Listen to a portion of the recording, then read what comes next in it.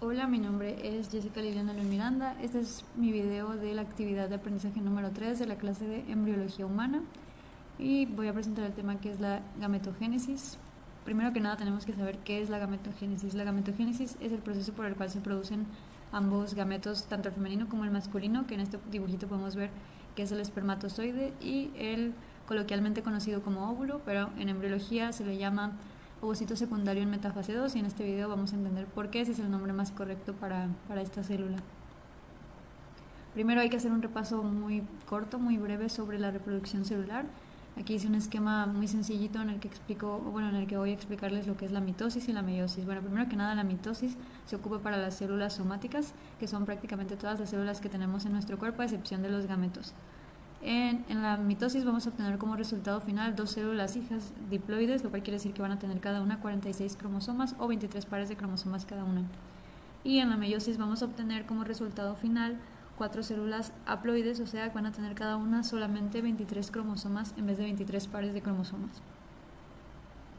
Y vamos a hacer un pequeño repaso de la mitosis y podemos ver cómo se va dibujando las fases de la mitosis. Y como ya los conocemos son la profase, metafase, anafase y telofase. Tenemos que conocer la mitosis para poder entender también cómo que esto es parte también de la espermatogénesis y de la ovogénesis. Y la meiosis, aquí hay igual un pequeño repaso de la meiosis, vamos a ver las dos fases de la meiosis. En la primera fase se parece bastante a la mitosis en realidad, es casi igual, nada más que vamos a ver que antes la célula va a tener, la célula germinal va a tener un crecimiento en el que va a tener dos pares de cada, en vez de tener un par de cromosomas van a ser dos pares de cromosomas. Entonces en vez de 46 vamos a tener el doble, porque esto se va a dividir y nos va a dar como resultado dos células diploides.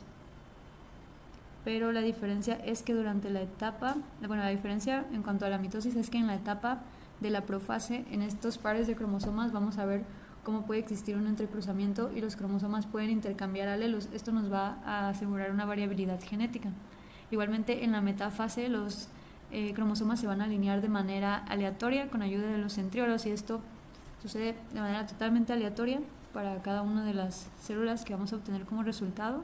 Vamos a obtener dos células hijas, pero estas no van a ser idénticas, estas van a ser diferentes y esto nos va a seguir asegurando la variabilidad genética para la segunda etapa de la meiosis. En la segunda etapa de la meiosis vamos a ver cómo igualmente se dividen estas dos células diploides y nos va a quedar como resultado 4 células haploides.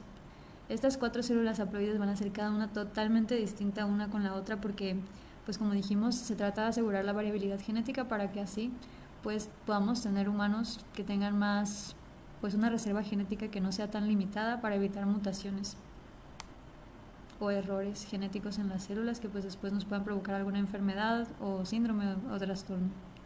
Ahorita también les voy a explicar lo que es la no disyunción, que es cuando ocurre un error en el momento en el que se separan los cromosomas o los cromosomas. Y cuando ocurre un error como este, pues puede ser que en vez de que se separen y se quede un cromosoma de cada lado, puede que uno se quede de un lado y que del otro lado no quede ninguno. Y nos va a dar, en este resultado en el que nos va a dar las células haploides o diploides, en vez de darnos células haploides, nos puede dar células con más cromosomas o con menos cromosomas. Entonces cuando tenemos más cromosomas le vamos a llamar poliploidías. Y cuando nos queda con un solo cromosoma, pues menos, vamos a tener aneuploidías. Uno de los ejemplos más claros que tenemos en la vida real de las poliploidías puede ser el síndrome de Down, que es la trisomía 21, que es cuando hay un cromosoma extra ahí en el par 21 de cromosomas. Y en las aneuploidías, igual un ejemplo muy claro puede ser el síndrome de Turner, que nos falta pues un cromosoma X. Bueno, en la espermatogénesis, pues primero que nada la espermatogénesis inicia en la pubertad. Esta inicia con el estímulo inicial que viene del hipotálamo, que nos hace que libere hormona gonadotropina, la cual a su vez va a provocar la liberación de hormona luteinizante que va a actuar en las células de Leydig dentro de los túbulos en los túbulos testiculares, y estas células van a secretar testosterona, la cual va a activar a las glándulas de Sertoli. Una vez activadas las glándulas de Sertoli, estas van a iniciar la proliferación de espermatogonias. Esto va a ser por proceso de mitosis, por eso era importante explicarles antes la mitosis. Ahorita voy a hacer esto más grande para que se vea mejor. Vamos a ver aquí que la espermatogonia, que es el circulito morado, va a pasar por la primera etapa. Bueno, vamos a tener pues varias espermatogonias, ¿no? A partir de la mitosis pues vamos a obtener 2 espermatogonias. Una de esas se va a quedar siendo una espermatogonia y la otra va a pasar a la primera etapa de la meiosis, en la cual nos va a resultar en espermatocitos primarios. Estos espermatocitos primarios se van a dividir en esa primera etapa de la meiosis y nos va a dar como resultado 2 espermatocitos secundarios, que a su vez se van a dividir igualmente y nos va a dar como resultado final, pues como les decía, las 4 células haploides que van a ser estas espermátides. Pero estas espermátides pues todavía no son espermatozoides, tienen que pasar por una etapa llamada espermiogénesis, que es esta que vemos hasta arriba, en la que vamos a ver cómo la espermátide, que es esta, digamos, la bolita que vemos hasta arriba, se va a hacer su proceso de diferenciación para convertirse en un espermatozoide. Aquí es donde va a adquirir el acrosoma, que le va a ayudar para ser reconocido por el óvulo como un gameto de su misma especie y que pueda provocar la fecundación. Y también va a adquirir pues su cuello, que característicamente en el cuello de los espermatozoides podemos ver que hay mitocondrias, las cuales les van a ayudar con la energía para el movimiento, y pues su característico flagelo, que va a ser la colita, que le va a permitir moverse y desplazarse. Ok, un momento. Ahora voy a explicar la ovogénesis. Primero que nada, la primera diferencia, nada sutil, es que la ovogénesis sucede en los ovarios, en cambio en los hombres sucede la espermatogénesis en los testículos. La ovogénesis también tiene una diferencia muy clara, que es que esta comienza desde la vida intrauterina, o sea, desde que las niñas están en el vientre de su madre, ya están produciendo ovogonias.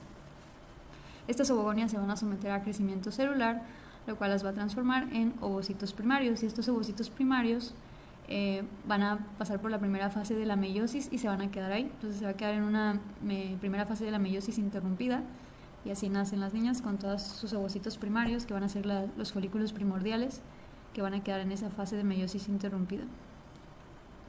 Aquí podemos ver en esta última foto, de manera un poco más sencilla, cómo sucede este proceso de crecimiento y maduración una vez que ya el individuo ya pasó su menarca y va a empezar con la ovulación. Primero que nada, el ovocito primario o el folículo primordial pues va a tener un crecimiento celular y va a pasar a la primera fase de la meiosis, en el cual nos va a dar dos células. Uno de esos va a ser el ovocito y el otro se va a convertir en un cuerpo polar. Esto sucede porque a uno le va a pasar más citoplasma que a otro, y al que le pasa menos citoplasma va a ser el cuerpo polar, que va a sufrir degeneración y pues ya no nos va a servir pues para nada, ¿no? Y ese ovocito que quedó, el principal, va a pasar por la segunda fase de la meiosis para convertirse en el ovocito secundario en metafase 2, que al final va a ser nuestro ovocito maduro, que va a ser liberado va a ser liberado del ovario y va a estar pues listo para la fecundación, que ahí es donde debe de completar la segunda etapa de la meiosis para al final convertirse pues en una célula haploide que se va a recombinar con la otra célula haploide, que es el espermatozoide, para generarnos un óvulo.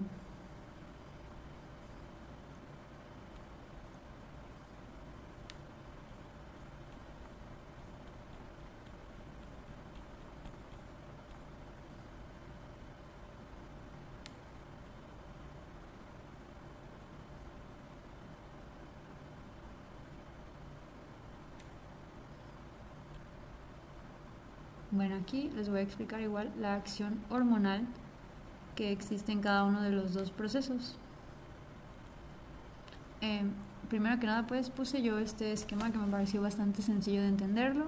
Primero vamos a ver al inicio cómo el hipotálamo va a tener el primer estímulo liberando la hormona gonadotropina, que va a actuar a su vez en la adenohipófisis, y esto nos va a hacer que actúe por ejemplo en el masculino, va a actuar liberando hormona luteinizante, que va a estimular a las células de Leydig para que secreten testosterona.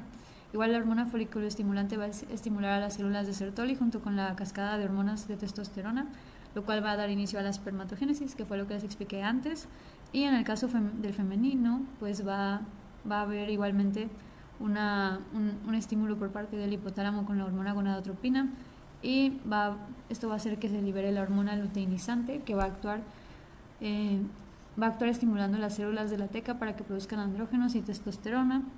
Y la hormona folículo estimulante va a actuar estimulando las células de granulosa igualmente junto con la cascada de hormonas que van a tener un efecto estimulante en las células de la granulosa para que produzca estrógeno y para que dé inicio a la ovulación. Ahora voy a presentar lo que serían las similitudes, que esto es pues básicamente a lo que venimos. Las similitudes entre las células, bueno, vamos a ver que primero que nada la similitud que encontré es que las células germinales ambas son diploides, como por ejemplo la ovogonia y la espermatogonia, ambas van a tener 46 cromosomas cada una. Todo esto antes de someterse a las etapas de meiosis. Igualmente la proliferación de estas células germinales va a ser mitótica, por eso es que vamos a tener células diploides. Y la otra similitud que encontré es que las hormonas asociadas a estos procesos van a ser las mismas, solo que van a tener efectos diferentes en cada uno de los casos. Van a ser la hormona gonadotropina, la hormona luteinizante y la hormona folículo estimulante. Las diferencias, pues principalmente va a ser el lugar de origen, porque vamos a ver que en el caso femenino, en la ovogénesis, esto se va a producir en los ovarios, y en el caso masculino, en la espermatogénesis, se va a producir en los testículos. Una diferencia igual súper clara es que el inicio de la espermatogénesis es hasta la pubertad. En cambio, en el caso de la ovogénesis, el inicio de este va desde la vida intrauterina, o sea, desde que uno ya está en el vientre de su madre.